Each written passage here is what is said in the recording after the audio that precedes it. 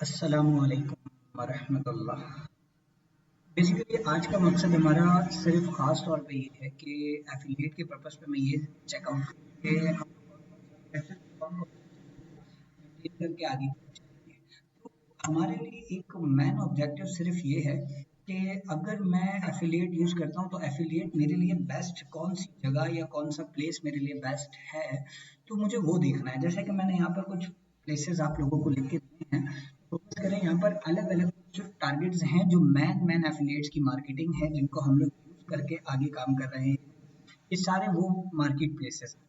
अब इनमें से हम लोग कौन कौन से लें या हम किस पे करें? दराज पे हम कर सकते हैं, बिल्कुल दराज पे कर सकते हैं, लेकिन मसला है जो खास रीजन दराज पे ना काम करने का है वो ये है कि दराज आपका मार्जिन बहुत ज्यादा लेता है। यूजर फ्रेंडली एक अलग चीज होती है, लेकिन दराज का मार्जिन बहुत ज्यादा है।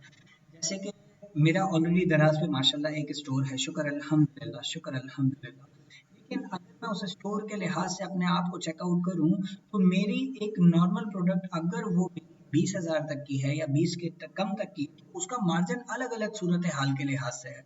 वो मुझसे मेरी डिलीवरी चार्जेस भी लेता है, हालांकि प्रोडक्ट मैं वहां जाके फॉरवर्ड करता हूँ, लेकिन वो मुझसे मेरी डिलीवरी चार्जेस भी लेता है। अगर एफिलिएट लेते हैं तो हमें डिलीवरी चार्जेस नहीं देने पड़ते, हमें कुछ भी देना नहीं पड़ता, लेकिन उस मार्जिन पे एक और मार्जिन ऐड हो जाता है। अब इसमें फर्क क्या है, इसमें चीजों का डिफरेंस क्या है? बस डिफरेंस ये है कि दराज का मेरे हिसाब से मार्जिन बहुत ज्यादा है। दराज से बेहतर बाकी चीजें भी हैं। अगर पाकिस्तानी पर्पज से करना है तो हमें सबसे पहले ये देखना पड़ेगा कि इन सब में से पाकिस्तानी पर्पज के लिए मेरे लिए कौन सी बेस्ट ऑब्जेक्टिव्स हैं, कौन सा एक बेस्ट है, तो वो चेकआउट करना होगा। और ये आपका टारगेट है, मेरा नहीं। आप चेकआउट करेंगे कि पाकिस्तान के अंदर कौन सा बेस्ट है।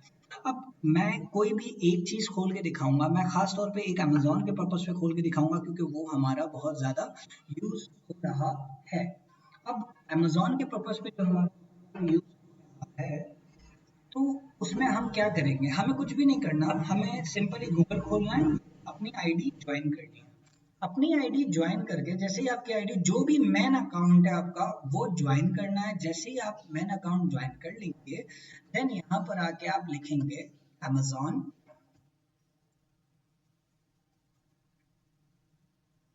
Affiliate programme. मैंने ऑलरेडी सर्च किया हुआ था, इसलिए वो मुझे दिखा भी रहा है और वो मुझे ऑलरेडी बता भी रहा है कि आपका टैब ओपन है इस पे। तो मैंने एक प्रोग्राम ओपन कर लिया। जैसे ही मैंने ओपन किया तो यहाँ पर पहली वेबसाइट मेरे पास आ रही है, affiliate-program.amazon.com। इन चीजों पे फोकस करें कि मैं इस चीज को कैसे मेंटेन करके या किस तरह लेके मैं इसको चल सकता हूँ।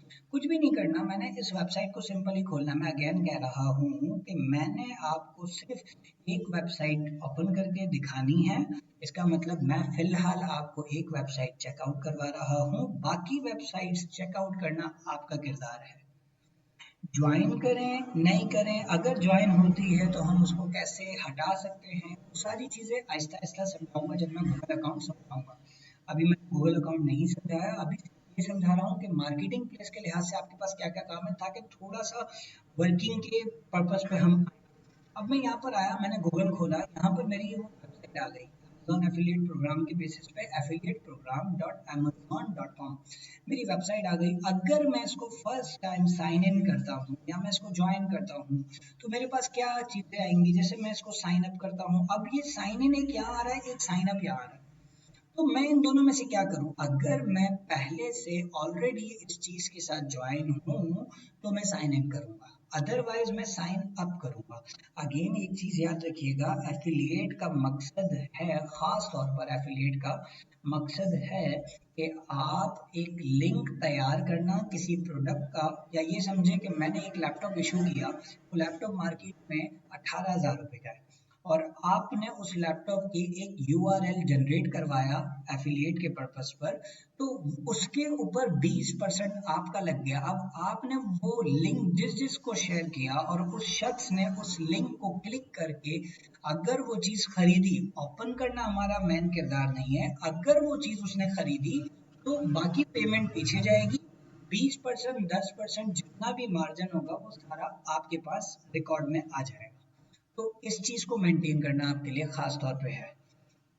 अब मैंने इसको मेंटेन करा, मेरे पास यहाँ पर वेबसाइट आ रही है, अब यहाँ पर मेरा जीमेल भी आ रहा है, मेरी ऑब्जेक्टिव्स भी आ रहे हैं, मैं उसको मेंटेन कर रहा हूँ। अब ये मुझे बोल रहा है कि सर आप यूज क्या क्या कर रहे हैं, आपकी पर्सनल इन्फॉर्मेशन के पर्पस पर मुझे बताएं आपके पास क्या क्या है। तो मेरी ऑलरेडी इसके पास डली हुई है इन्फॉर्मेशन, तो मैं उसको भी मेंटेन कर सकता हूँ।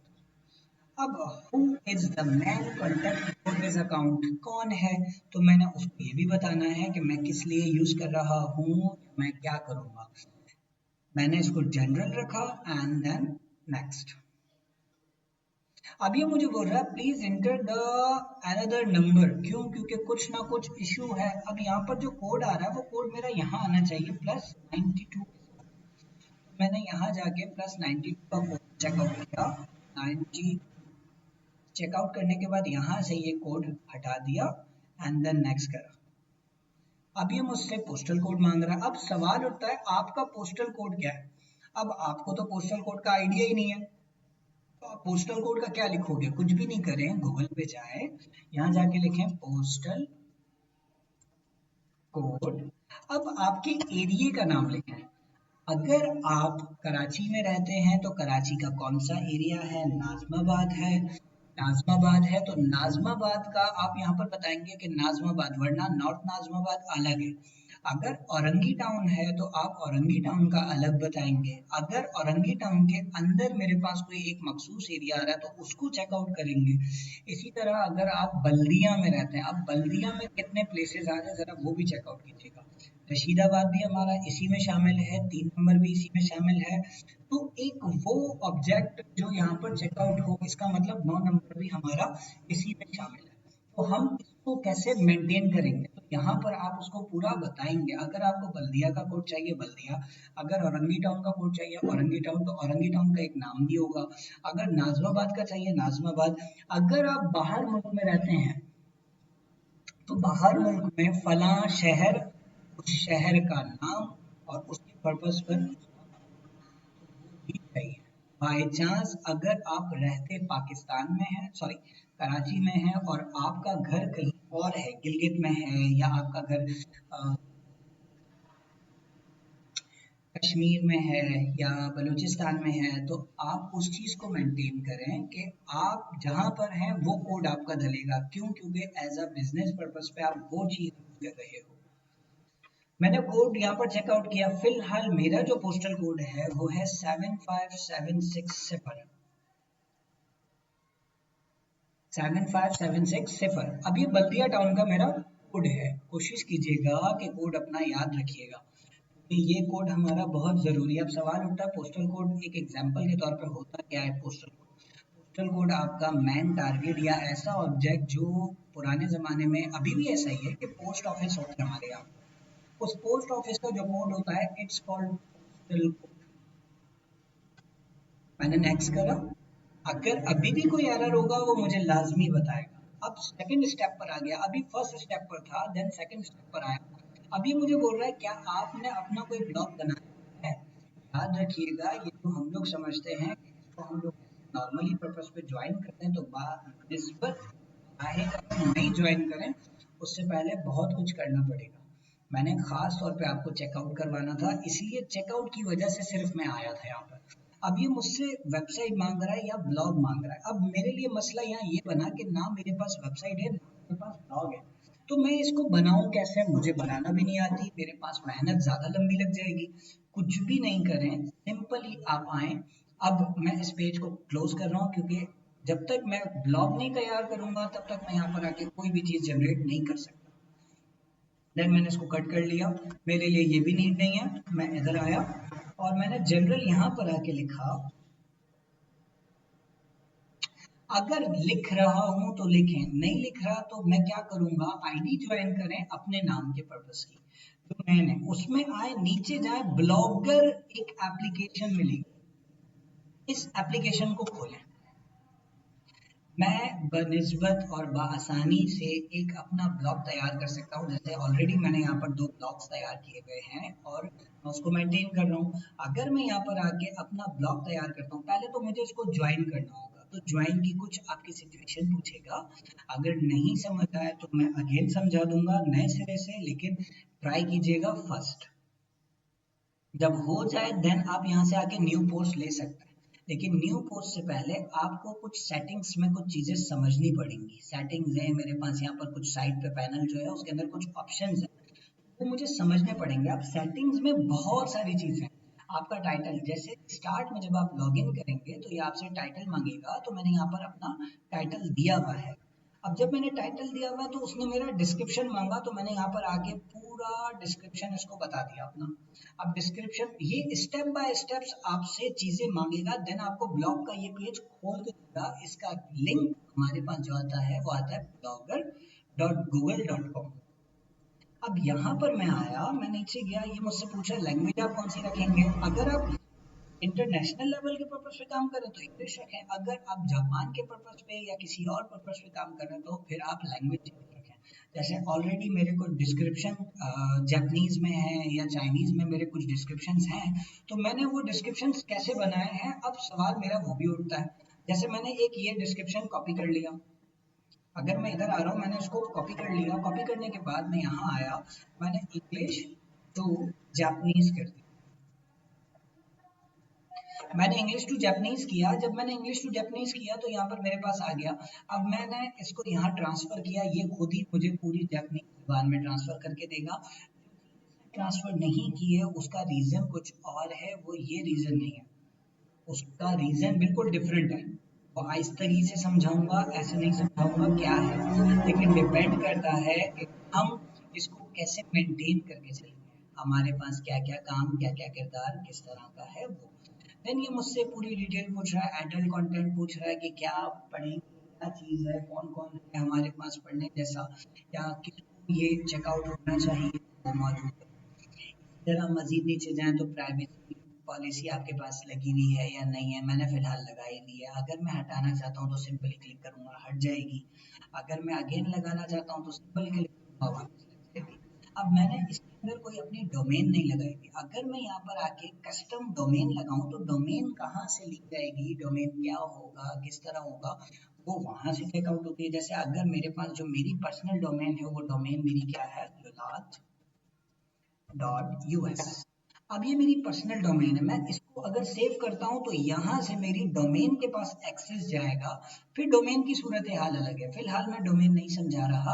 आपका जो नाम होगा उसके बाद आपका .blogspot.com लग जाएगा। अगर मैं इसको क्लिक करता हूँ और मैं इस नाम को कॉपी करता हूँ और यहाँ पर आके इस नाम को पेस्ट करके मैं लिख देता हूँ .blogspot, याद रखिएगा अपनी वेबसाइट खोलेगा तो अमेज़न ने जो आपसे मांगा था वो हकीकत में ये चीज़ थी आपसे, कि वो आपसे पूछा था मुझे ये बताएं कि आपके पास क्या है। अब जैसे मैंने यहाँ पर अपने एक स्टूडेंट के बारे में लिखा हुआ है, नीचे मैंने अपना नाम लिखा हुआ है, या इस तरह मैंने कोई डिटेल डाली हुई है, तो यहाँ पर वो सारे ऑब्जेक्टिव आएंगे जिनको मैं मेंटेन करना चाहता हूँ। इसी तरह मैं यहाँ पर आके मजीद सेटिंग्स देखूंगा। इतनी सेटिंग्स आपके लिए फिलहाल बहुत बेस्ट है, मजीद सेटिंग्स में मैं अभी नहीं लेके जा रहा। पहले आप वापस ऊपर आए और यहाँ पर एक थीम का पैनल है, इस थीम के पैनल पे क्लिक करें। दो चीजें हैं, पहली चीज मैं आपको सिर्फ ये कहूंगा कि आप इनमें से कोई एक थीम यूज करें। अगर आप इनमें से कोई एक थीम यूज नहीं कर पाते तो आप कुछ भी नहीं करें, कस्टमाइज के ऊपर एक एरो है, उस पर क्लिक करें। इसके अंदर मैं यहाँ पर एडिट भी कर सकता हूँ, मैं अगर कोई डालना चाहूँ तो अपनी कोई थीम को यहाँ पर रीस्टोर भी कर सकता हूँ।